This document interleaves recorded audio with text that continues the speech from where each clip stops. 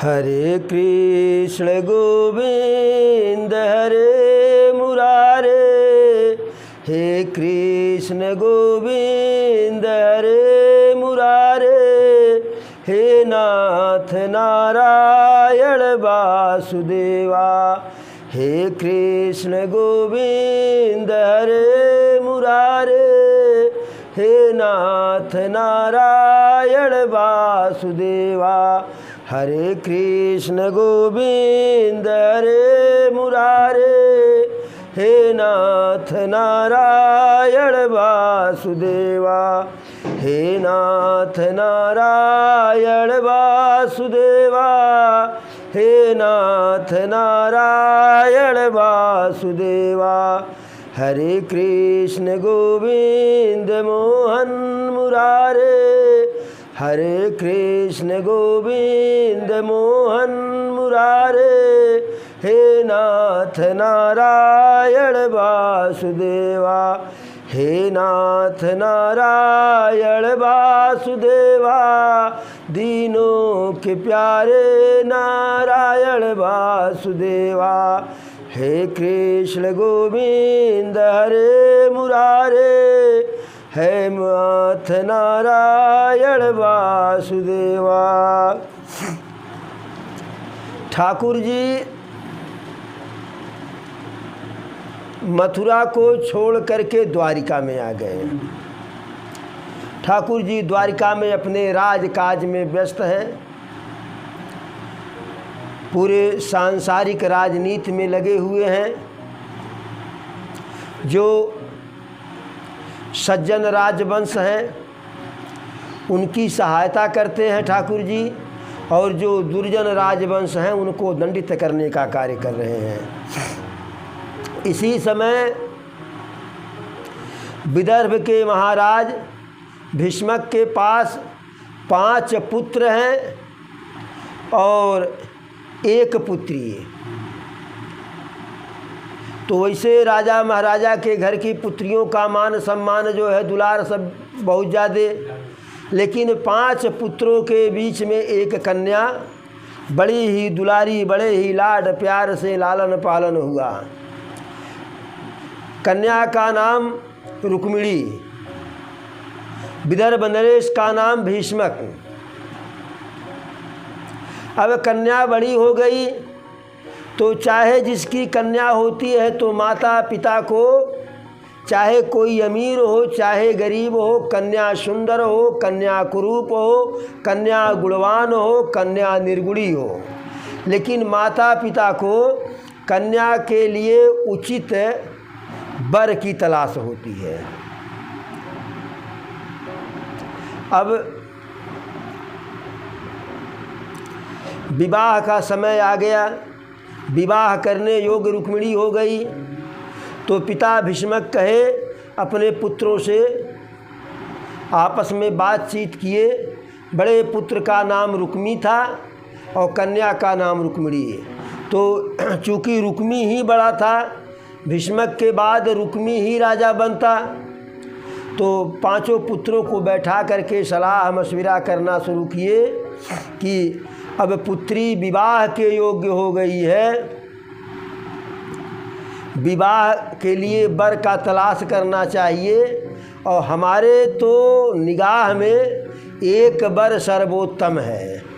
तो रुक्मी कहा बताइए कौन सा सर्वोत्तम है? तो कहे कि द्वारिकाधीश कन्हैया जो है आज के समय में सबसे सर्वोत्तम वर हमारी पुत्री के लिए है। जैसे रुक्मी द्वारिकाधीश कन्हैया का नाम सुना ठाकुर बाबा का, तैसे बिल्कुल आग बबूला। कहा पिताजी आप बूढ़े हो गए हैं, सठिया गए हैं, एक ही बहन है और इसका विवाह हम बहुत ही धूमधाम से करेंगे, और आप कह रहे हैं उस ग्वाले के साथ विवाह कर दें। विवाह किसी राजवंश में किसी क्षत्रिय के यहाँ होगा, और एक तो ग्वाला और दूसरे पहले माखन चोर, पहले दही मक्खन चुराता था तो माखन चोर था। एक कलंक तो था ही और दूसरा कलंक रणछोर भी हो गया। जरासंध के भय के कारण मथुरा का परित्याग करके द्वारिका में जा बसा, तो उसके साथ तो कदापि विवाह नहीं होगा। विवाह की चिंता हम पांचों भाइयों के ऊपर छोड़िए। आप वृद्ध हो गए हैं, आराम से बैठिए, बढ़िया से बढ़िया वर अपनी बहन के लिए मैं तलाशूंगा। महाराज भीष्मक कहे कि भाई आगे का रिश्ता तुम्ही लोगों को चलाना है, जहाँ चाहो वहाँ शादी तय करो, लेकिन बिटिया एक ही है, अच्छा वर होना चाहिए, वीर हो, बलवान हो, पराक्रमी हो, वहीं शादी उसी से हो। रुक्मी कहा पिताजी निसंदेह है, आप जो है एकदम धैर्य बनाए रहिए, आश्वस्त आपको करता हूँ, शूरवीर के साथ अपनी बहन का विवाह मैं करूँगा। और रुक्मी वर के खोज में निकल गया। चेद के राजा का पुत्र था जो है शिशुपाल, वही शिशुपाल और दंतवक्र, यह दोनों शुरू से सगे भाई 3 जन्मों से आ रहे हैं। सतयुग में हिरण्याकश्यप हिरण्याक्ष, त्रेता में रावण कुंभकर्ण और द्वापर में शिशुपाल और दंतवक्र। तो वही रावण जो है शिशुपाल बना, शिशुपाल के रूप में जन्म लिया। रावण के ही जैसे बलशाली था और कुंभकर्ण दंतवक्र के रूप में पैदा हुआ। तो खोजते खोजते तलाश करते करते शिशुपाल के साथ विवाह तय कर दिया और कहा कि बहुत ज़्यादा जो है समय नहीं, पिताजी हमारे चाहते हैं कि अतिशीघ्र जो है विवाह हो जाए। शिशुपाल को जब कहीं से पता चला कि महाराज भीष्मक जो है चाह रहे थे मेरे मामा के लड़के जो है कन्हैया से विवाह करने के लिए, लेकिन रुक्मी मना कर दिया, तो शिशुपाल भी विवाह करने के लिए तैयार हो गया, उतावला हो, जल्दी से जल्दी हो जाए, लेन देन की कोई बात नहीं, विवाह का जो रिश्ता जो है तय हो गया। और उधर रुक्मी जो है कन्हैया के गुणों को दूर दराज से सुन सुन करके उसके कान में, कन्हैया को देखी नहीं थी लेकिन सुनती थी कि गोकुल का लाला, नंद का लाला, देवकी का लाल, वसुदेव का लाल, यशोदा का माखन चोर, गोपियों का माखन चोर मुरलीधर गिरधर बड़ा ही सुंदर है, एक बार जिसको देख लेता है उसके मन को चुरा लेता है। और चोर के साथ साथ माखन चोर है तो पराक्रमी भी है, सुंदर भी है, पराक्रमी भी है, बहुत बुद्धिमान नीतिवान है, बहुत उदार है। तो हर कोई कन्या चाहती है कि इसी प्रकार का पति मिले, प्रेम करने वाला है।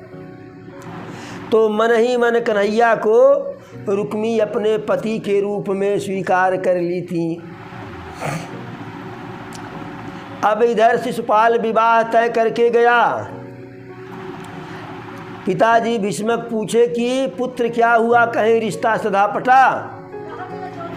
तो कहा कि बिल्कुल रिश्ता तय हो गया है पिताजी।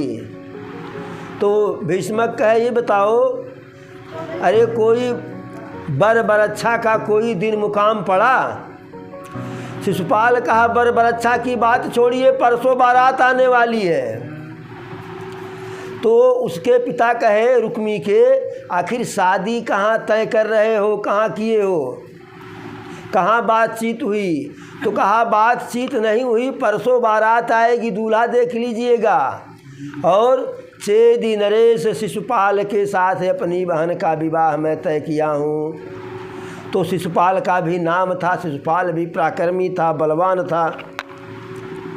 इस प्रकार से शिशुपाल के साथ विवाह करने के लिए महाराज भीष्मक तैयार हो गए। कि परसों बारात आएगी। अब यह बात जो है पूरे नगर में फैल गई, राजमहल में फैल गई कि परसों रुक्मिणी देवी का विवाह है और शिशुपाल दूल्हा बन करके आएगा, चेदी का राजा, और रुक्मिणी के साथ विवाह करके लिया जाएगा। तो सारे नगरवासी तो खुश हैं, प्रसन्न हैं, लेकिन रुक्मिणी जी और उनकी जो बहुत क्लोज सहेलियां थीं, जो उनके मन की बात को जानती थीं, वह बहुत विचलित थी। जो है रुक्मिणी तो अति परेशान, बिल्कुल व्याकुल थी, जो है कुछ समझ नहीं पा रही थी कि क्या करें। जो है तो रुक्मिणी अपनी भाभी से, रुक्मी के पत्नी से गई, उनसे बताई कि भाभी मैं मन ही मन मुरलीधर को अपना पति स्वीकार कर ली हूँ और विवाह तो करूँगी तो उन्हीं से करूँगी, और इस जन्म में नहीं होगा तो 7 जन्म जन्मना पड़े तो विवाह मुरलीधर से ही करूँगी, बाकी किसी से नहीं करूँगी। तो उनकी भाभी जो रुक्मी की पत्नी थी कहीं कि कभी बातचीत हुई है, कभी देखी हो, तो कहीं कभी देखे नहीं, कोई बातचीत नहीं। तो कहीं कि तुम तो उनसे विवाह करने के लिए तैयार हो, क्या वह भी तैयार हैं? और सब तो देखा जाएगा, जो होगा देखा जाएगा, लेकिन कम से कम एक तो पत्र भेज करके देख लो कि वह इस विवाह के प्रस्ताव को स्वीकार करते हैं। जब वह स्वीकार करते हैं तो फिर आगे देखा जाएगा, होगा वही जो राम रचि राखा। तो रुक्मिणी जो है एक पत्र लिखी, पत्र में 7 श्लोक है। 7 श्लोक में कन्हैया के रूप का, गुण का, बल का, पराक्रम का, उदारता का, यानी उनके गुणों का ही वर्णन था। और यह भी था कि मैं आपको पति के रूप में, या ऐसे मान लीजिए कोई अविवाहित कन्या किसी बालक या पुरुष के का गुणगान करती है तो समझ जाइए कि उसके मन में उसके लिए कुछ है। तो 7 श्लोक पत्र में लिख करके और एक ब्राह्मण को जो है बुलाई और कहीं गुरुवर यदि यह पत्र आप द्वारिकाधीश तक पहुंचा दीजिए तो आपका जीवन भर मैं ऋण नहीं एहसान नहीं भूलूंगी, जीवन भर आपकी ऋणी रहूंगी।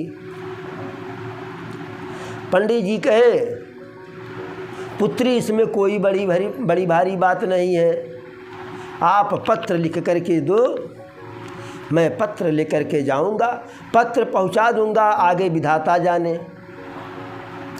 रुक्मिणी पत्र में और कुछ नहीं, मात्र जो है दुआ सलाम नमस्ते के बाद सिर्फ 7 श्लोक लिखी जो है, और उस पत्र को विप्रदेव को दी। और विप्रदेव पत्र लेकर के कहीं की समय नहीं है, वहाँ जा कर के कन्हैया के प्रेम भरी बात में मत फंस जाइएगा गुरुदेव। यदि आप उधर फंसेंगे तो इधर जो शिशुपाल बारात लेकर के आ जाएगा।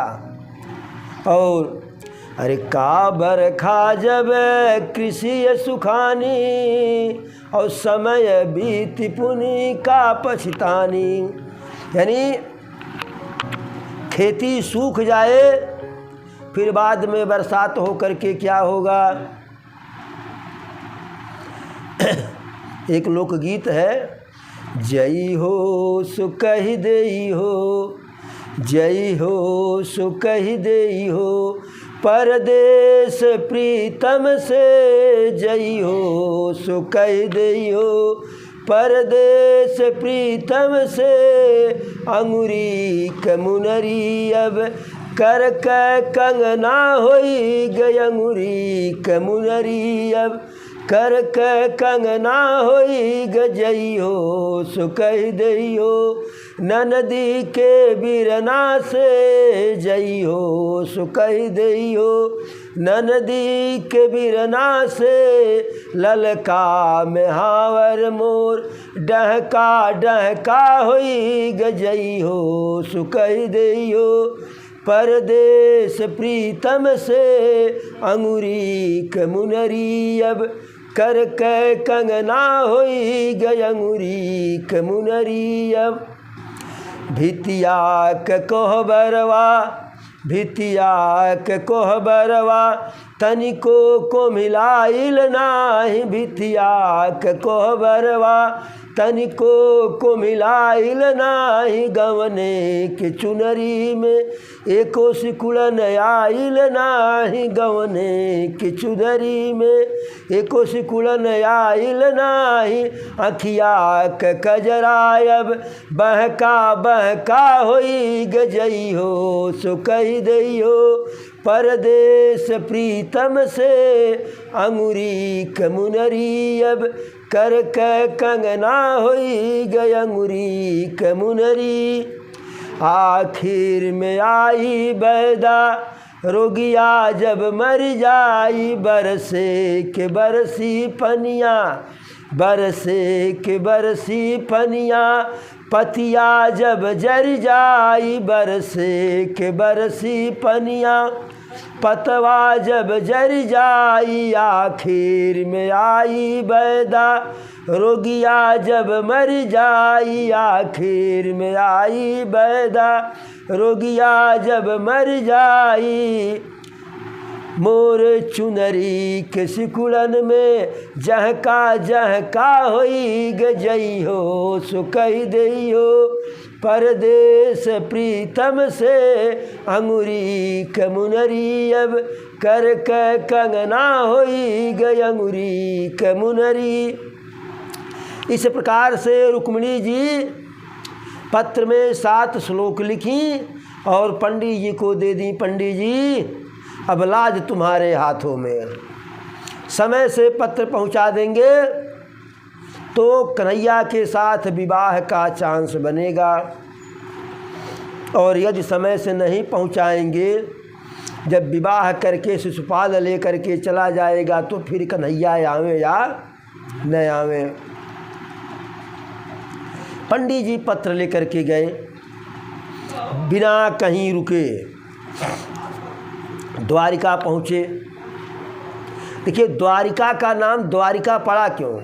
बीच समुद्र में द्वारिका नगर, और चारों तरफ जो है समुद्र की गहरी खाई,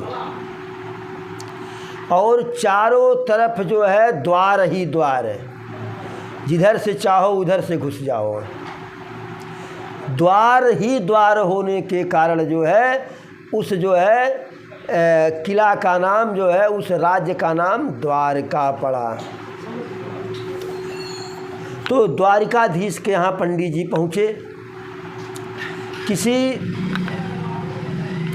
से संदेश भिजवाए, जाना चाह रहे तो कोई रोक लिया,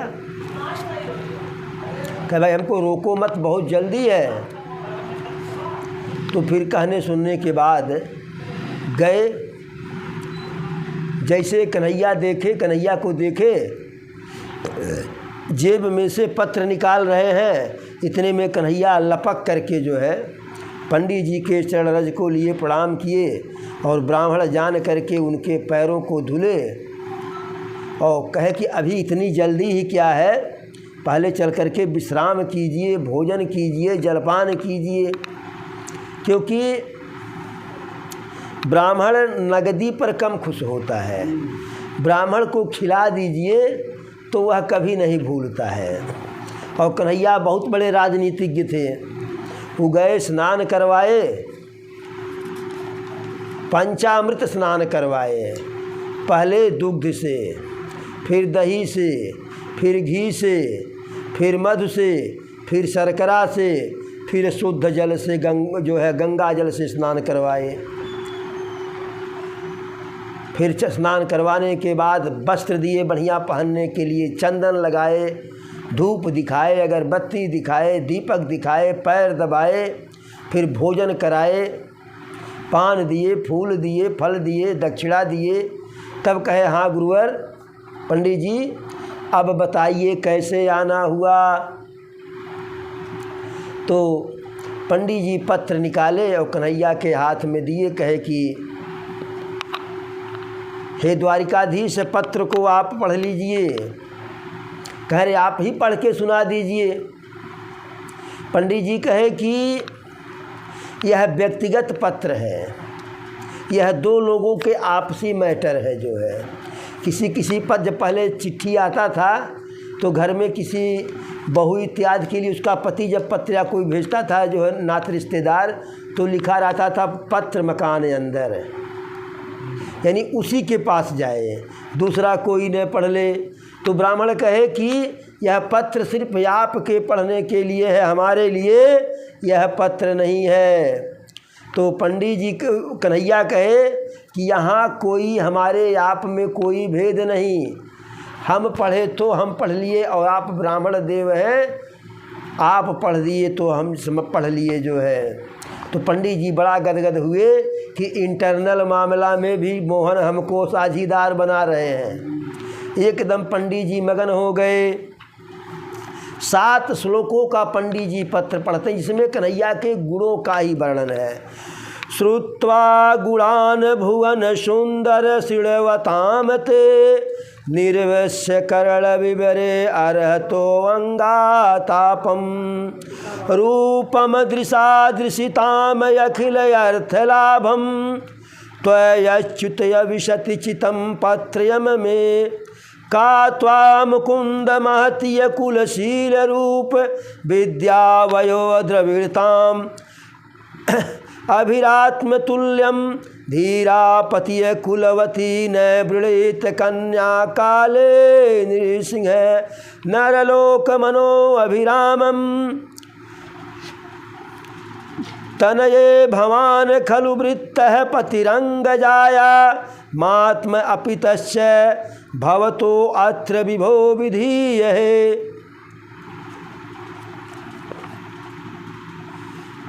माँ वीर भागमय अभिशर्म तुम च अद्यारात गोपाय उद मृगपतये वलिमय अम्बुजाधा पूर्ते अष्टदत्त नियम व्रतम देव विप्रम गुरुवचन अभिरतनम भगवान परेश आराधितो यदि गदाग्रजयेत्य पाणिम गृहानुतुम मेन 10 घोष शताद्यो अन्नये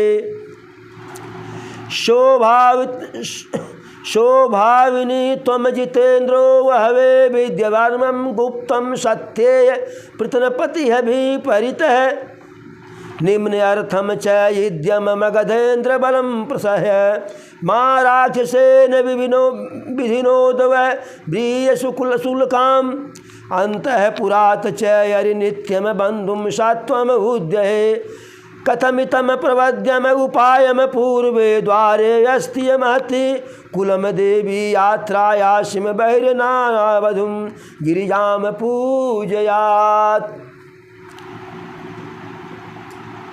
रुक्मिणी पत्र में लिखी थी, पंडित जी पढ़े कि हे मोहन आपके गुणों के, आपके सुंदरता का चर्चा मैं अपने कानों में सुनी हूँ और उसी गुण और सुंदरता को प्रलोभित हो करके मन ही मन आपको अपना पति मान ली हूँ। यह जो 7 श्लोक पत्र में लिखा हुआ है, यह 7 श्लोक नहीं बल्कि मानसिक रूप से आपके साथ मैं 7 भांवर ले ली हूँ। मेरे घर वाले खास करके मेरा बड़ा भाई मेरा विवाह आपके साथ करना नहीं चाहता है, लेकिन मैं पति के रूप में वर्ण करूंगी तो आप ही को करूंगी, अन्यथा किसी दूसरे के साथ विवाह नहीं करूंगी। 7 जन्म जन्म लेना पड़े लेकिन लगातार 7 जन्मों तक जन्म लूँगी, विवाह करूंगी तो आप ही के साथ करूंगी। हमारे घर वाले दैत्य प्रवृत्ति वाले शिशुपाल के साथ हमारा विवाह तय कर दिए हैं। यदि आप समय से नहीं आए तो मुझे अपना प्राण का भी परित्याग करना पड़ेगा। लेकिन मैं यह भी चाहती हूँ कि हमारे घर वाले, विशेष करके हमारा भाई, आपके साथ मेरा विवाह कदापि नहीं होने देगा। फिर भी मैं यह चाहती हूँ कि मेरे विवाह में न इधर का न उधर का कोई भी हताहत न हो, रक्तपात मैं नहीं चाहती हूँ। इसके लिए आपको सेना लेकर के आने की आवश्यकता नहीं है। आप अकेले आएंगे और नगर के पूरब में जो मंदिर है गिरिजा माता का, शंकर बाबा का, उसी मंदिर में आप हमसे मिलिएगा। धीरे से मैं आपके साथ चलूँगी। जब धीरे से जाऊँगी तो कोई समझ नहीं पाएगा। परिणाम यह होगा कि कोई बड़ी युद्ध नहीं होगी, एकाध चुटपुट कोई मिलेगा तो आप उसे निपटा देंगे, रक्तपात नहीं होगा। मैं आपको अपने पति के रूप में स्वीकार कर ली हूँ, आगे आपकी मर्जी। हाँ, मैं सुनी हूँ कि आप जो मन से, दिल से आपको चाहता है उसको आप भी चाहते हैं। मैं सुनी हूँ आप बहुत वीर हैं, तो आप जो वीर हैं उस वीरत्व का शुल्क मेरे लिए अदा कीजिए। इस प्रकार से जो है कि मैं वहीं माता गिरिजा के मंदिर में पूजा करने के लिए आऊँगी और वहीं से आप मुझे मेरा अपहरण कर लीजिएगा। पत्र पंडित जी पढ़ दिए। कन्हैया मन ही मन पसंद मुस्कराए जो है कि बिना कुछ किए पत्नी मिल रही है, वह भी बड़ी सुंदर दिव्य सौंदर्य वाली। हमें यक्को गुलाब का फूल नहीं भेजना पड़ा, उधर से गुलाब का फूल आ गया। मन ही मन मुस्कराए तो ब्राह्मण देवता कहे, मधुसूदन आपका क्या इरादा है? कन्हैया कहे कि जैसे आग उधर लगी है उनके दिल में, वैसे हमारे दिल में भी आग लगी है। मैं भी मन ही मन रुक्मिणी देवी से विवाह करने के लिए तैयार था, लेकिन उधर से कोई प्रस्ताव नहीं आया, तो अपने मन से कैसे जाएं बारात लेकर के। अब जिसे हमारे साथ विवाह करना है वह खुद ही जो है प्रस्ताव भेज दी, तो अब मुझे किसी की कोई चिंता नहीं। महाराज प्रस्ताव भेजे न भेजे, रुक्मी भेजे न भेजे, हम तो राजी थे, का करिए काजी। तो कहे कि अब आप क्या कह रहे हैं? तो कहे कि आप जा कर के रुक्मिणी से कह दीजिएगा कि कन्हैया आपके प्रेम पत्र को स्वीकार कर लिए और आप जो है वहाँ पहुँचिएगा मंदिर में, और वहाँ मोहन मुरारी आएंगे। पंडित जी यहाँ से फिर गए द्वारिका से, बड़ी तीव्र गति से गए पंडित जी, क्योंकि समय कम था, गए तो रुक्मिणी पूछी, गए नहीं पंडित जी? पंडित जी कन्हैया के साथ रथ पर ही गए। कन्हैया कहे देर नहीं करना है, रात में ही निकल दिए। तो कन्हैया वहीं नगर के बाहर रुक गए। पंडित जी गए राजमहल में। रुक्मिणी पूछी कि पत्र का कोई जवाब भी लाए हैं विप्रदेव? पंडित जी कहे नहीं, कोई जवाब तो नहीं लाया हूँ। तब कही, तब क्या करने के लिए गए थे, जवाब तक नहीं लाए?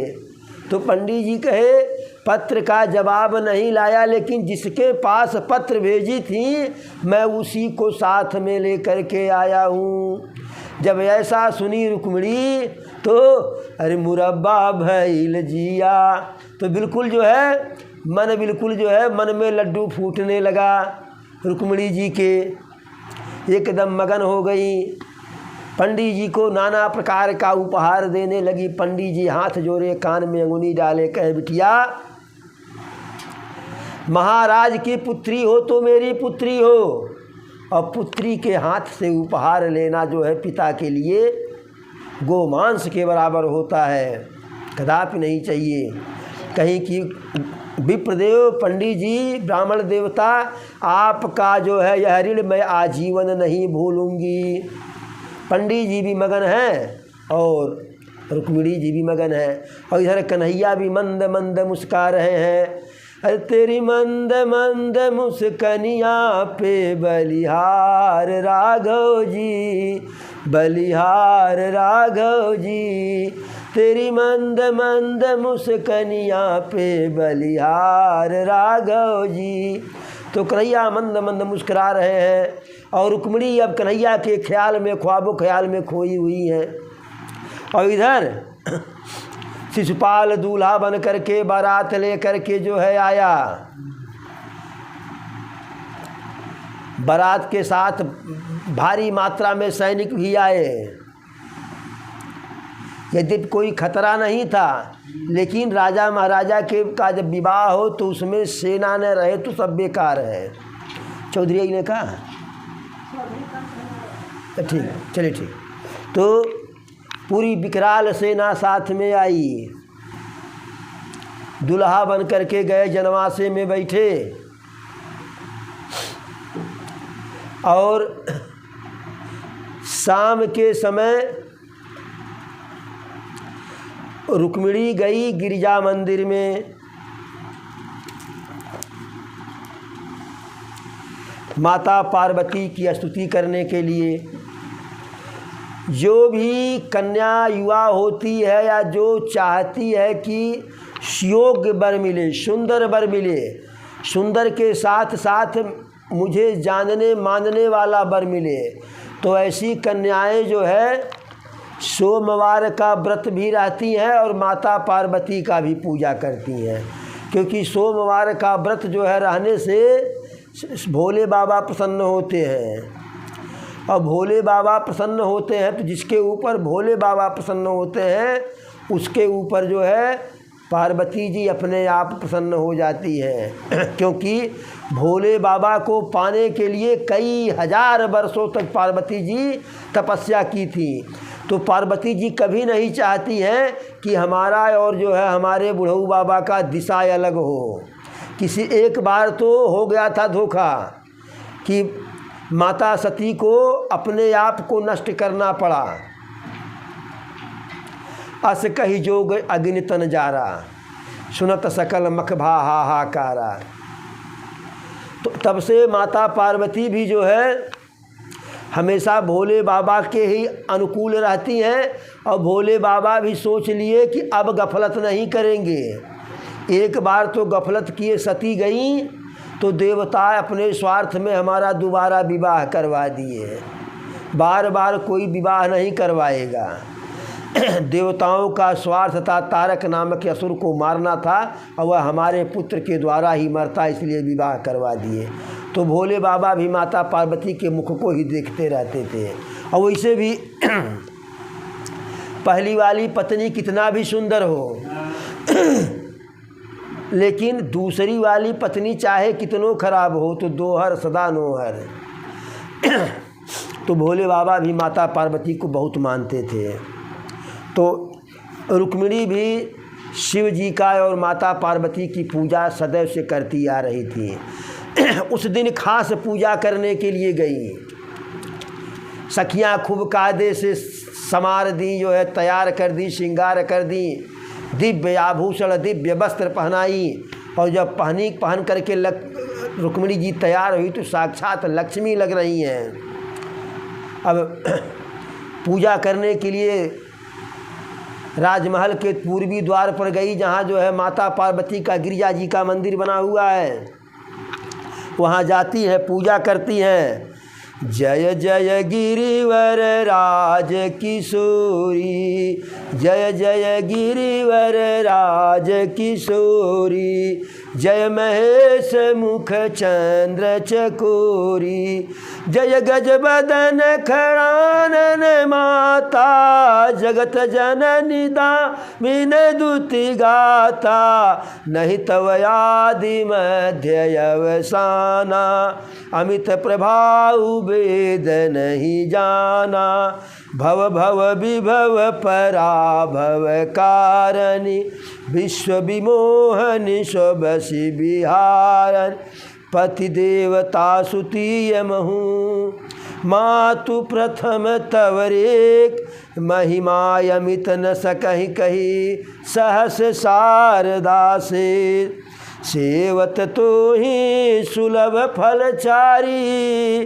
बरदायनीय पुरारी पुरारी, सेवत तो ही सुलभ फलचारी, बरदायनीय पुरारी प्यारी, देवी पूज पद कमल तुम्हारे, सुर नर मुनि सब हो ही सुखारे, मोर मनोरथ जान उन्हीं के, बसहु सदा उर पुर सब ही के, कीन्हु प्रगटन कारण तो ही, अस कही चरण गही भय देही, विनय प्रेम बस भैय भवानी, विनय प्रेम बस भैय भवानी, खसिय माल मूरत मुस्कानी, सादर सिय प्रसाद सिर धरऊ, बोली गौरी हर सिय भरऊ, सुन श्री सत्य शीस हमारी, पूजहु मनहु कामना तुम्हारी, नारद बचन सदा सुचि साचा, सोबर मिलहि जाई मन राचा, मन जाहि राचहु मिलहु सोईब, सहज सुंदर सांवरो, करुणा निधान सुजानशील, स्नेह जान तुरावरो, यही भांति गौरी असीस सुन सिय, सहित सिय हर सियली, तुलसी भवानी पूजी पुनि पुनि, मुदित मन मंदिर चली, जानी गौरी अनुकूल, सियहि हर सुन जाय कही, मंजल मंजुल मंगल मूल, बामयंग फरकन लगे। जैसे सीता जी गई थी धनुष यज्ञ के पहले गौरी जी के मंदिर में, वैसे माता रुक्मिणी भी गई, और जैसे सीता जी विनती की माता पार्वती की, वैसे रुक्मिणी जी भी की कि जय जय गिरिवर राज किशोरी, हे पर्वतराज की पुत्री आपकी जय हो, आपकी जय हो, और जय महेश मुख चंद चकोरी, जो भोले बाबा के चंद्रमुख को निहारती है हमेशा, आपकी जय हो, जय गज बदन खड़ानन माता, भगवान कार्तिकेय और गणेश जी के की माता आपकी जय हो, जगत जननी दामिन दुति गाता, आप संसार की माता हैं, और बिजली के समान कांति वाली मुख वाली जो है आप हैं, आपका न तो कोई याद है, न अंत है, न तो कोई मध्य है, आपका जो अमित प्रभाव है वेद भी उसका वर्णन नहीं कर सकता है, भव भव विभव पराभव कारणि, आपके असीम प्रभाव को वेद नहीं कर सकते हैं, और आप संसार को उत्पन्न करने वाली हैं, भव भव अभव, और उस जो है भव भव मैंने संसार को उत्पन्न करने वाली हैं, पालन पोषण करने वाली हैं, और नाश भी करने वाली हैं, और विश्व विमोहनी स्वबसि सारणी, और सारे विश्व को मोहित करने वाली हैं। देखिए, किसी से कुछ यदि मांगना है तो उसकी बड़ाई तो करनी ही पड़ेगी। कबीरदास की तरह से कहने से काम नहीं चलेगा। एक बार कबीरदास के गुरु का वो कबीरदास की पत्नी कहीं कि जाओ आग ले आओ पड़ोस में से, तो कहे का कही के मांगब, तो लंठ थे कबीरदास, तो उनकी पत्नी कहीं कि उनकी पत्नी का नाम शायद लुई था, वो कही कि जा करके कहिएगा कि माता जी आग दे दीजिए। कबीरदास गए तो रास्ते में विचार करने लगे कि माता जी तो उसको कहते हैं कि जो पिता की पत्नी हो। तो गए एक बुढ़िया के यहाँ, कहे दादा कि मेहरी आगी दे दे। अब बुढ़िया सोटा लेके दौड़ाई, 10 रुपये आगी मांगे गरियाए आयल बेटा। तो गए तो पत्नी से कहे जो है कि आग नहीं मिला, कहीं क्या कह करके मांगे। कहे दादा कि मेहरी आगी दे दें। तो कही हम आपसे तो कहे नहीं थे, कहे थे कि माता जी कह करके मांगिएगा। तो पत्नी गई उसी घर से आग मांग करके लाई, माता जी कह करके। तो बात जब हमें किसी से कुछ भी लेना है, आशीर्वाद ही लेना है, तो उसकी बड़ाई करनी होगी। तो इस प्रकार से माता रुक्मिणी बड़ाई कर रही हैं, उनकी उपासना कर रही, प्रशंसा कर रही हैं। पति देवता सुतीय महु मातु प्रथम तवरे, महिमाय मिथ न सकहि कही सहस शारदा से। पति को इष्ट देव मानने वाली हे श्रेष्ठ नारियों में माता, आपकी प्रथम गणना है। आपकी अपार महिमा को हजारों सरस्वती और शेष नाग नहीं कर सकते हैं। आपका स्मरण मात्र करने से चारों फल प्राप्त हो जाता है। चारों फल क्या? धर्म अर्थ काम मोक्ष, चारों फल मिल जाता है। और आप वर देने वाली हैं, शंकर जी के लिए प्यारी हैं।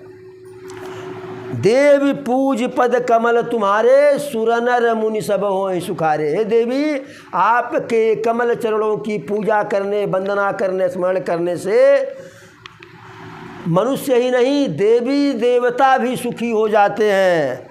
और मेरे मन में क्या है आप जानती हैं, क्योंकि आप सबके हृदय में, सबके अंतःपुरी में रहने वाली हैं। इसलिए आपसे प्रकट रूप से मैं नहीं कही कि हम क्या आपसे मांग रहे हैं। अब इस प्रकार से विनती की रुक्मिणी माता, तो विनय प्रेम बस भैय भवानी, खसिय माल मूरति मुस्कानी। जैसे सीता जी के बारे में माता पार्वती प्रसन्न हुई प्रेम से, तो उनके गले का माला गिर करके गिर मैंने निकला और सीता जी के गले में गया, जो है सीता जी के पास गया। तो इसी प्रकार से यहाँ भी माला सरका और देवी जी की प्रतिमा प्रसन्न हो गई जो है। और उस माला को रुक्मिणी जी हाथ में ले करके हृदय से लगाई, फिर धारण कर ली। फिर पार्वती जी कहीं, हे रुक्मिणी, हमारा आशीर्वाद जो है सत्य है, सत्य है, तुम्हारे मन की कामना पूरी होगी। और जब ऐसा जो है आशीर्वाद मिल गया तो रुक्मिणी जी अति प्रसन्न हो गई। मंदिर में भी पूजा ही कर रही रुक्मिणी जी, मंदिर में पूजन ही कर रही हैं। पूजा करके निकली कि अब पूजा हो गया, आशीर्वाद भी मिल गया जो है। अभी बाहर निकलेंगे, कन्हैया मिलेंगे, साथ चले जाएंगे। तो बाहर कन्हैया तो मिले नहीं, लेकिन हजारों की संख्या में जबर जबर तलवार धनुष तीर भाला लिए, परसा लिए सैनिक मिल गए। सैनिक क्यों मिले? सैनिक को देखी जब तो बिल्कुल स्तब्ध हो गई रुक्मिणी कि हम तो कन्हैया से कहे थे कि साथ में सेना लेकर के न आना, और यहाँ सेना है, पता नहीं कन्हैया की सेना है कि शिशुपाल या मेरे भाई रुक्मी की सेना है। यदि कन्हैया बिना सेना के आए होंगे तब क्या होगा? निहत्थे आए होंगे। अब सेना आई क्यों? शिशुपाल का जो गुप्तचर विभाग था, जा कर के धीरे से शिशुपाल से कहा कि मुरली वाला भी आया है, हम नगर के बाहर देखे हैं, आप निमंत्रण दिए थे क्या? आपके मामा का लड़का है। शिशुपाल कहा कदापि नहीं, उस ग्वाले को निमंत्रण देने का प्रश्न ही नहीं उठता है, उसे और मैं निमंत्रण दूंगा। तो ये हुआ कि हो सकता है कन्या पक्ष से बुलावा आया हो। तो कहा कि रुक्मी तो उसे देख करके जलता है, कन्या पक्ष से घराती के भी तरफ से कोई निमंत्रण नहीं गया है। तब गुप्तचर कहे कि महाराज कुछ दाल में ज़रूर काला है, वो आया है मायावी, मायापति तो कुछ न कुछ कलाकारी ज़रूर करेगा। और रुक्मिणी जी गई हैं पूजा करने। अब जनवासे में से शिशुपाल कैसे निकले वहाँ से, तो दुल्हा बना हुआ है, तो हजारों की संख्या में जो छटे हुए सैनिक थे उनको भेज दिया। अब बड़ी समस्या, कन्हैया को देखी नहीं थी जो है रुक्मिणी, उस हजार में कन्हैया है कि नहीं है जो है इनको पता नहीं। और जब रुक्मिणी मंदिर से निकली तो जो सारे सैनिक हजारों की संख्या में गए, रुक्मिणी जी की सुंदरता को देख करके भाव विभोर हो गए। यह भूल गए कि शिशुपाल किस लिए भेजा है। कोई देख रहा है उनके दिव्य वस्त्रों को, कोई देख रहा है दिव्य सौंदर्य को, कोई अरे वाह क्या मस्त चाल है, क्या मस्त कन्या है, क्या मस्त स्त्री है। इस प्रकार से कुछ लोग चाल को देख रहे हैं तो कुछ मुखड़े को निहार रहे हैं। टुकुर टुकुर देखते हो क्या। अब किसी को ध्यान नहीं है कि हम किस लिए आए हैं। सबकी मति मारी गई, सबकी मति रुक्मिणी की सुंदरता को देख करके मारी गई। और रुक्मिणी हर किसी को जो है कन्हैया के रूप में देख रही है, क्योंकि पहचान तो रही नहीं है। अब उसी में धीरे से आकर के हजार सैनिकों के बीच में कन्हैया भी खड़े हो गए। सैनिकों को यह भी नहीं पता कि हम जिसको रखाने के लिए आए हैं कन्हैया को, हमारे अगल बगल वह भी आ गया है। जिसके बगल में है वह बगल में नहीं देख रहा, वह सीधे जो है रुक्मिणी को देख रहा है। और रुक्मिणी धीरे धीरे सारे सैनिक, अब जिसके तरफ रुक्मिणी देख रही हैं वही समझ रहा है कि लग रहा है कि मैं भी बहुत सुंदर हूँ। वह अपने आप को सोच रहा है कि मैं नाहक जो है शर्मिंदा हो रहा हूँ, मैं भी सुंदर हूँ। इसीलिए जो है राजकुमारी मेरी तरफ जो है प्रेम भरी निगाह से देख रही हैं। और राजकुमारी तो प्रेम भरी निगाह से कन्हैया को ढूंढ रही हैं, लेकिन जिसके तरफ देख रही वही समझ रहा है कि काश हो सकता है कि मैं भी दूल्हा बनने का मुझे भी अवसर मिल जाए। ऐसे सबको देखती देखती जब कन्हैया के पास गई, जब कन्हैया को देखी तो कन्हैया का सौंदर्य सबसे अलग ही जो है। और दूसरे कन्हैया तुरंत नैन मटका दिए। हरे नैन राधिका के लड़ गईल मुरारी से, बड़ी होशियारी से ना। नैन राधिका के लड़ गईल मुरारी से, बड़ी होशियारी से ना। तो कन्हैया नैन मटक्का कर लिए। जब नैन मटक्का कर लिए तो रुक्मिणी जो है एकदम आश्वस्त हो गई कि हमारा जो है मुरली मनोहर आ गया है। अब सारी चिंता रुक्मिणी त्याग दी। रुक्मिणी सारी चिंता त्याग दी कि अब क्या होगा, जो होगा देखा जाएगा। अब प्रीतम आ गए हैं। धीरे से कन्हैया रुक्मिणी का हाथ पकड़े। अब भी सैनिकों को कुछ नहीं पता चल रहा है। तो कन्हैया और रुक्मिणी जा रही हैं तो सैनिक देख रहे हैं, अरे वाह क्या मस्त चाल है, कैसे कदम गिन गिन के रख रही हैं। किसी ने कहा नहीं है, खुदा जब हुस्न देता है नजाकत आ ही जाती है, कदम गिन गिन के रखती हूँ कमर बल खा ही जाती है। तो चल रही हैं चलत मराली चाल, मृग की तरह से नेत्र हैं और हिरण की हंस की तरह से चाल है। उसी में एक सैनिक खोए हुए हैं। उसके बाद जब हाथ पकड़ करके ले जा करके रथ में कन्हैया बैठा ले तब भी कुछ नहीं। जब रथ में बैठा ले, रथ हाँक दिए जो है, तब भी सैनिक करे कितने सुंदर घोड़े हैं, कामदेव को लज्जित कर कितना सुंदर रथ है। और रथ से कन्हैया लेकर के बहुत दूर चले गए। जब रथ जो है आँखों से ओझल हुआ तब जा कर के अरे यहाँ हम लोग क्या खड़े होकर के कर रहे हैं, क्या करने के लिए आए थे? हम तो रुक्मिणी को रखाने के लिए आए थे। रुक्मिणी का जो है सुरक्षा कर्मी बन कर के, बॉडीगार्ड बन कर के आए थे।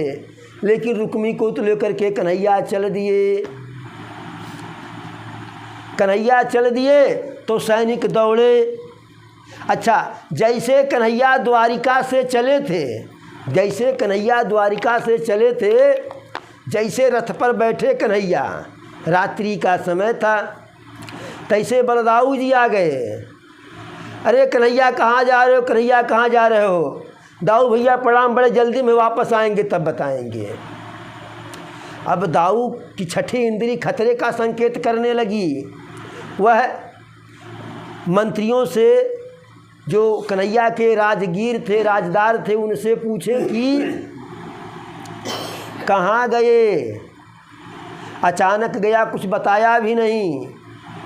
तो किसी ने कहा कि विदर्भ से ब्राह्मण देवता आए थे चिट्ठी लेकर के और उन्हीं के साथ गए हैं। तो बलदाऊ के समझ में आ गया कि शिशुपाल चिट्ठी दिया नहीं, न्योता दिया नहीं, विदर्भ वाले न्योता दिए नहीं कि बारात में शामिल होने, चाहे वर पक्ष या कन्या पक्ष की तरह से। लग रहा कि कन्हैया जो है दुल्हन चुराने गया है, काजल नहीं आँख ही चुराने गया है। तुरंत बलदाऊ हलधर को हल लिए और मूसल लिए और पूरी नारायणी सेना को तैयार किए कि चलो। बलदाऊ के समझ में आ गया कि रुक्मिणी का अपहरण करने ही गया है मेरा कन्हैया, क्योंकि कन्हैया के बारे में सब कुछ जानते थे कि मौका मिलते ही चौका छक्का मारने में मेरा कन्हैया समय नहीं लगाएगा। अब जैसे कन्हैया लेकर के पहुँचे, जैसे कन्हैया वहाँ से रुक्मिणी को लेकर के आगे बढ़े, सैनिक आगे बढ़े कन्हैया का पीछा करने के लिए, तब तक पीछे से बलदाऊ अपनी सेना लेकर के आ गए। सेना को कुछ करना ही नहीं पड़ा। बलदाऊ जो भी आगे बढ़ता अपने हल से खींच करके एक मूसल उसके सिर पे दे देते थे, और जिसके सिर पे एक मूसल दिए बलदाऊ, उसका गोविंदाय नमः हो गया। गोविंदाय नमः। ऐसे सारे सैनिक जो है अधिकांश मरे, जो कुछ बचे वो जा कर के शिशुपाल के पास गए, कान में कहे दुल्हा महाराज की जय हो। तो शिशुपाल कहा कैसा जय हो? कहे दुल्हन कन्हैया लेकर के चला गया। अब मारे क्रोध के शिशुपाल जो है कहा तुम लोग क्या कर रहे थे? अगर दुल्हा न बन के बैठा होता तो जो कहा कि दुल्हन लेकर के कन्हैया चले गए, आपके जो है बुआ जो मामा का लड़का, तो उनका तो गर्दन वहीं काट देता मारे क्रोध किए। तो कहा कि हम लोग तो पीछा कन्हैया का कर रहे थे, लेकिन क्या करें, उसी वक्त उसका बड़ा भाई आ गया बलराम, बड़ा बलवान है, नाम ही बलराम है, और अपने हल से खींच करके जिसको एक मूसल लगाया उसका गोविंदाय नमः हो गया, प्राण पखेरु उड़ गए। अब क्या करे, बड़ी भयानक बेइज्जती हुई, घनघोर बेइज्जती शिशुपाल की हुई। भाई बर देखुआ न आवे न सही कम बेइज्जती है, विवाह न तय हो कम बेइज्जती है, विवाह तय हो करके कट जाए कम बेइज्जती है, लेकिन बारात ले करके जाओ वहाँ से भी दुल्हन न आवे, विवाह से ही निकार कर दे कम बेइज्जती है, लेकिन दुल्हा बन करके हम जावे, दुल्हन ले करके आप चले जाओ तो चुल्लू भर पानी में डूब करके मरने से के अलावा कुछ बचता नहीं है। बड़ा लज्जित हुआ, बड़ा जो है शर्मिंदा हुआ, कहा कि अब मैं यहीं आत्महत्या कर लूँगा, अब मैं 6 दिन राज्य में वापस नहीं जाऊँगा। तो जरासंध को पता चला, जरासंध जो है शिशुपाल का मित्र था, और मित्र क्या था, जितने दुष्ट प्रवृत्ति के राजा थे सब एक तरफ थे, और संत विचारधारा वाले, सज्जन विचारधारा वाले राजा कन्हैया के साथ थे। तो जरासंध कहा बस एक युद्ध हार गए आत्महत्या कर लोगे? अरे हमें देखो 17 बार वही कन्हैया हराया है, और मैं मूछ पे ताव दे करके बार बार आक्रमण करता रहा, मैं आत्महत्या नहीं किया। छत्री तो जीत हार लगा ही रहता छत्री के हिस्से में, और 17 बार उसने मुझे भगाया और 18वीं बार खुद भाग गया। तब शिशुपाल को लगा कि ओह, मैं तो झूठे शर्मिंदा हो रहा हूँ, लज्जित हो रहा हूँ। यहाँ तो एक से एक बढ़ कर के बेशर्म पड़े हुए हैं, तब मैं ही काहे को लज्जित हूँ। शिशुपाल तो किसी तरीके से वापस चेदि राज्य को गया, लेकिन जो रुक्मिणी का भाई रुक्मी था वह और शर्मिंदा हो करके चले जा रहा था। भाई शिशुपाल के साथ रुक्मिणी की शादी नहीं हुई थी, सिर्फ दूल्हा बन के गया था। शादी हो जाती तब तो उसकी पत्नी होती, तब उसकी पत्नी को कोई छीन लेता तो ज़्यादा बेइज्जती थी। लेकिन इधर रुक्मी के बहन को भगा ले गए कन्हैया, रुक्मी के बहन को भगा ले गए बिना उसके मर्जी के। बारात आई कई जो है, बड़ा लज्जित बड़ा क्रोधित हुआ, सेना लेकर के दौड़ गया और दौड़ गया तो जा कर के कन्हैया के रथ के सामने अपनी सेना लेकर के खड़ा हो गया। तो कन्हैया अकेले थे, उधर इतने सैनिक, रुक्मिणी हैरान परेशान।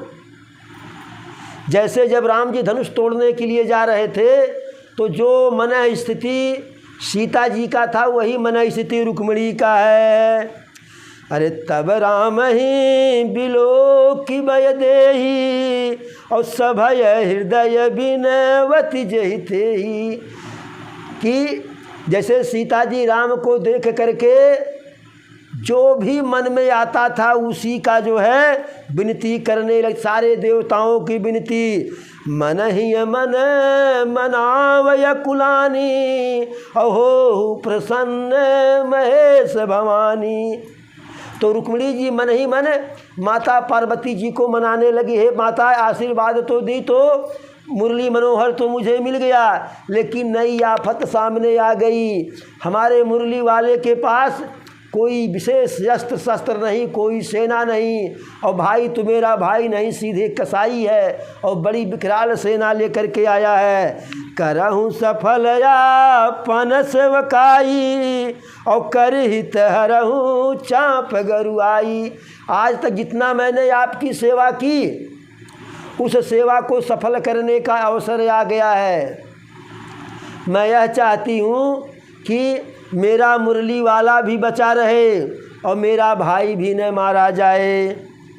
गणेश बाबा का जो है स्तुति किए, गणेश जी का, कि आज तक जितनी मैंने आपकी सेवा की आप ही कुछ सहाय लगो जो है। शंकर जी का स्मरण की जो है। तो कन्हैया कहे, हे प्रिय, मैं सिर्फ माखन नहीं चुराता था, सिर्फ बंसी नहीं बजाना जानता हूँ, मैं एक शूरवीर भी हूँ, एक योद्धा भी हूँ। तो युद्ध शुरू हो गया। कन्हैया सारे सैनिकों को पराजित किए और रुक्मिणी को बंदी बना लिए। तीर धनुष से तीर से चारों तरफ उसको जो है तीर से नाथ दिए। रुक्मिणी कही, कन्हैया तलवार लेकर के दौड़े। रुक्मिणी हाँ हाँ हाँ, अरे मेरे वीरन हैं, मैं आपसे पहले कही थी कि आप मुझे प्रिय हो, लेकिन मैं यह कदाप नहीं चाहूँगी कि मेरे भाई की हत्या कर दो। कन्हैया कहे कि अरे भाई, आपका भाई लगता है तो मेरा भी तो कुछ लगता है, मेरा भी साला लगता है, तो हत्या तो नहीं करूँगा, लेकिन इसने बहुत बड़ी गलती की है। तुम्हारी इच्छा के विरुद्ध तुम्हारा विवाह करना चाह रहा था, तो दंड तो इसे मिलेगा। कन्हैया क्या कि उसका झुटिया पकड़ लिए और तलवार से ही ऐसे आधा आधा बाल जो है बना दिए, आधी दाढ़ी बना दिए, एक तरफ का मूछ बना दिए। अब जिसका इस प्रकार से आधा बाल बन जाए, आधी दाढ़ी आधी मूछ जो है, वह जिंदा तो है लेकिन मरे के समान। इतने में बलदाऊ भैया पीछे पीछे पहुंच गए सेना लेकर के। कहे हाँ हाँ हाँ कन्हैया, क्या कर रहे हो? रुक्मिणी देवी का भाई है, तुम्हारा साला है, और जिससे शादी होता है उसका भाई साला लगता है, तो लोग साले को सिर पर बैठाते हैं, और तुम साले का इस प्रकार से अपमान कर रहे हो। कुछ रिश्ता का ख्याल है? तो खूब डांटे बलदाऊ कृष्ण को, और बड़े भाई थे, डांटने का पूरा पूरा अधिकार भी था। कन्हैया तुरंत रुक गए, धीरे से इशारे में कहे भैया अरे डांटना है तो अब तो चुप हो जाओ, डांटना है चल के द्वारिका में डांट लेना। यहाँ नई नई पत्नी और नया नया साला, इनके सामने डांटेंगे, इस प्रकार से हमें डांटेंगे, खरी खोटी सुनाएंगे तो साला से तो कोई विशेष नहीं मतलब, लेकिन पत्नी कभी भी हमारा इज्जत नहीं करेगी। तो पत्नी के सामने क्षमा कीजिए, न डांटिए। जब मुस्कुरा करके कन्हैया कहे तो बलदाऊ का सारा गुस्सा छूमंतर हो गया। बोलो वृंदावन बिहारी लाल की जय। अब रुकुम तो मारे लज्जा के फिर विदर्भ वापस नहीं गया, वहीं रह गया और वहीं एक अलग नगर बसाया, लेकिन फिर अपने राज्य को वापस नहीं गया। हाँ, इधर कन्हैया रुक्मिणी को लेकर के पहुंच गए द्वारिका में। जब द्वारिका में कन्हैया रुक्मिणी देवी को लेकर के पहुंच गए तो अन्य जगह तो ऐसा होता है कि जब दुल्हा जाता है ससुराल में तो वहाँ गाली होती है, वहाँ गीत गाई जाती है, लेकिन ससुराल में तो बुलाए नहीं गए थे। बसिया या जो है मरजाद या ये सब खाने को तो ब्याह के भात मिला नहीं था, चुप्पा से गए थे, दुल्हन लेकर के जो है आना था। तो जब यहाँ पहुँचे तो द्वारिका की स्त्रियाँ जो है बड़ा बढ़िया गीत गाई कन्हैया के लिए। अरे पहिरत रहला यगही भगही, पहिरत रहला यगही भगही, और चरावत रहला गैया, हे कन्हैया पूता, हे कन्हैया पूता। पहिरत रहला यगही भगही, और चरावत रहला गैया, हे कन्हैया पूता, हे कन्हैया पूता। ऐसन सुनर दुल्हन कहवा से लैला, हे कन्हैया पूता। जब लोग ससुराल में जाते हैं तो वहाँ की स्त्रियाँ गाती हैं, अरे पहिरत रहला यगही भगही, चरावत रहला गैया, हे ये दुल्हा पूता, हमार सुनर लूटे अइला, हे कन्हैया पूता। लेकिन वहाँ द्वारिका में ही गारी मिल रहा है, कन्हैया मंद मंद मुस्कुरा रहे हैं। फिर महिलाएं अगला लाइन शुरू करती हैं, खेलत रहला गुल्ली डंडा, अरे खेलत रहला गुल्ली डंडा, और चोरावत रहला दहिया, हे कन्हैया पूता, हे कन्हैया पूता। के कर सुनर लूटी लैला, हे कन्हैया पूता, के कर सुनर लूटी लैला, हे कन्हैया पूता। फिर अगली लाइन, अरे ढुगरत रहला आने बने, ढुगरत रहला आने बने, और चरावत रहला गैया, हे कन्हैया पूता, हे कन्हैया पूता। के कर बहिना लैके अइला, हे कन्हैया पूता। इस प्रकार से स्त्रियां खूब बल भर गाई जो है, और लोढ़ा ओढ़ा से जो है,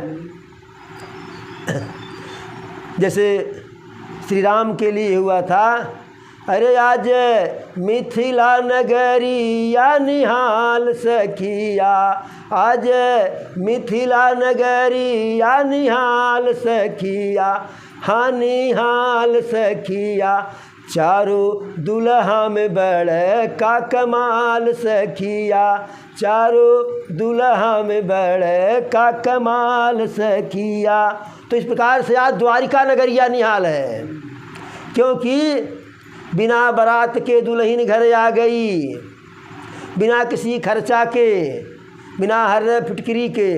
तो इस प्रकार से हमारे कन्हैया का विवाह जो है, मुरलीधर का विवाह, ठाकुर बाबा का विवाह रुक्मिणी जी से संपन्न हुआ। बोलो वृंदावन बिहारी लाल की जय।